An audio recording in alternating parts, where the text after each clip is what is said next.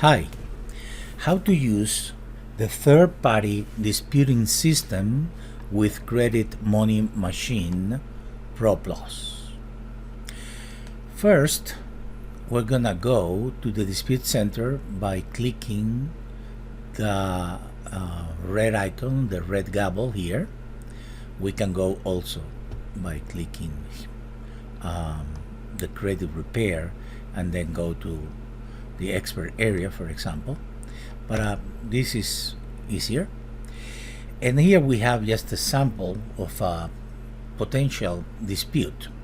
Now, the third-party disputing system is designed so you can have up to 4 different sets. So we have the default set of templates, and then we have 3 more, so 4 in total.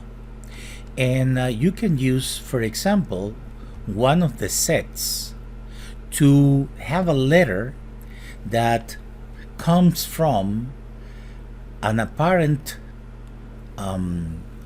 advocacy consulting credit firm. So it could be a DBI of your company.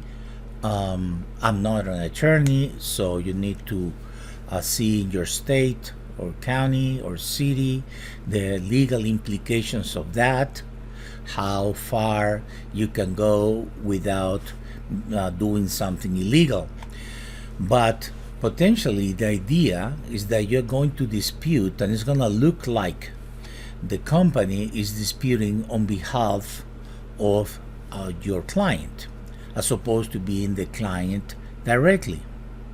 But also, you can have other sets where you can test different scenarios. For example, some people like to dispute using the 609 technique as opposed to our default technique, which is more common, but you can test, and then you can, with the report, you can track the results and know if it was better with one system or another. The same thing you can do with the third-party processing system.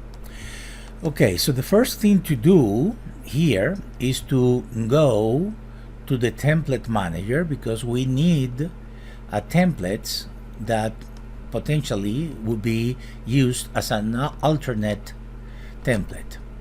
So from here we can go using the scripts here. We can go to the template manager or clicking Control 2. So here we have, this is our generic dispute. This is our generic dispute, and I'm going to duplicate this dispute. In real life, you would have here, instead of the name of the client, you would have the firm, your DBA or company that you created, or company that you used, because you can use another company.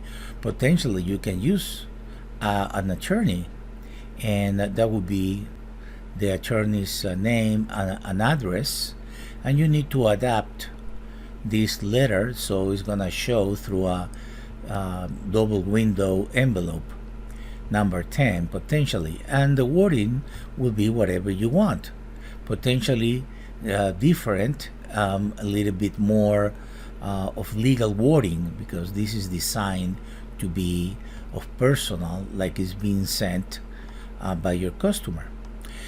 Okay, so what you need to do is to add any place you want. Right here we have duplicate word. We can delete this. It's only to know that this is the duplicate. But we're gonna put here the symbol, which is Alt 1 or Alt 2 or Alt 3. You can put it at the end, you can put it at the beginning. I'm putting it here so we can see it when we are in the dispute center. And also we need to mark it here, as you know, to make it available in the dispute center. Once we have done this, we can come back and go again to the dispute center. All right, and look at what happens. Here we have this letter, okay, and as a matter of fact, I'm gonna have to go back and because the symbols are eliminated for clarity, eliminated from view, I'm gonna put here Alt1 as the name. Okay, I'm gonna put Alt1 so it can be seen. That's all. No big changes. And so here we have the normal letter because we are on default here. But if we put Alt1, okay, and select again, because it doesn't change, but when you select again, you see it changed to Alt1 generic initial dispute, which could be any name, of course. I did it for clarity and ease of use. So now we can have, as a matter of fact, many. We can also have different, an alternate dispute reason that would be more appropriate to dispute a collection if it's being sent from an attorney or an advocacy firm. So you can have a different reason by using the same technique, which is putting between double brackets the word Alt1 altogether. In this case, I put it doesn't matter because this one is just the subject of the template. What matters is the actual symbols that you have, as you already should know. Okay, so again, if I right now put Alt2, because I don't have any Alt2, if I select collections again, it reverts to default. So basically, it had the advantage that even if you make a mistake, it's going to select something, which is the default, as long as you have a default, of course. And if I put again 1, it's gonna go to 1. Okay, so now I'm gonna make a few duplicates. In this particular case, I'm gonna put 5 duplicates. Okay, and they're all the same. It doesn't matter right now. I'm just, and I'm gonna put some. I'm gonna put because potentially you can select from several customers, right? When you select, you can select from a range of dates, all the clients from a range of dates, but right now it's only one that we have. So I'm gonna put we can have three main statuses, which are to do, in progress, deleted, and updated. Okay, updated is the same as deleted. The difference is that sometimes you don't want to delete. You want to delete a collection, but you don't want to delete, for example, a late payment. Okay, so this could be a late payment, and since we don't have any this one now is updated, so it doesn't change, but this one is to do, it will change, because obviously something that is updated already had the template, it was disputed, and everything was potentially worked correctly. All right, in this case the late payment also will stay with Alt, because it's the same template that has the symbol for a late payment. What it changes is the actual reason. That could be alt 1 or default, like it is in this case, because it doesn't exist any special. Well, that is not the important thing. I'm doing this just to show you the report. And here in templates we have a status report, which is going to give you a report of status, but usually you're not going to do it for one client but a group of clients, right? Based on the dates that you process these clients, or whenever you want. So I'm going to click status report, and here we can use the selected disputes in the dispute center, or all the disputes. Okay, and then we can do a range of dates. This is a creation date, so you can use that, or you can use all dates. In this case, obviously it doesn't matter. And I'm going to click execute query, right? And I have it grouped by day, and I have this, which is for the old, which is the only one I have. I have 3 to-dos, 1 in progress, and 1 and 2 deleted plus updated. So here in the status, we see that we have a deleted 1, updated 1, but in the totals, since essentially is the same, only that updated means that we have updated the item, like for example a late payment where we deleted a late. Okay, so that was updated. The account was not deleted, it was updated. So now we have reflected here updated 1, to do in progress, etc. And then we have a small chart here. We know the numbers, what it means by here. Number 2, number 6 is this one, number 6. So we can visualize what it is, and number 10 is this one.